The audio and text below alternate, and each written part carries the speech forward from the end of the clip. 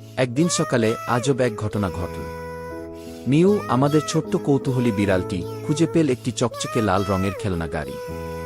কিন্তু এটা ছিল সাধারণ খেলনা নয়, এটা ছিল জাদুকরি গাড়ি, যেটা শুধু কি মিউ মিউকে বললেই চালু হয়ে যেত। মিউ মজা করে বলল, মিউ মিউ। হঠাৎ গড়গড় শব্দ করে গাড়িটা স্টার্ট হয়ে গেল। মিউ লাফ দিয়ে ড্রাইভিং সিটে বসে পড়ল, আর শুরু হলো তার অ্যাডভেঞ্চার রাইড। সে প্রথমে গেল পাশের মাঠে, তারপর শহরের রাস্তায়।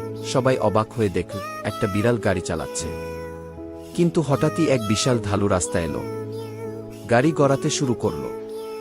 মিউ ভয় পেয়ে গেল, কিন্তু ঠিক তখনই সে বলল, স্টপ মিউ।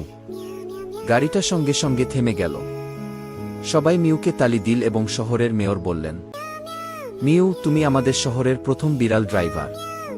তোমার জন্য একটা বিড়াল ড্রাইভিং লাইসেন্স থাকবে। মিউ খুশি হয়ে গাড়ি নিয়ে বাড়ি ফিরল আর বলল, আগামীকাল আমি হেলিকপ্টার চালাতে চাই।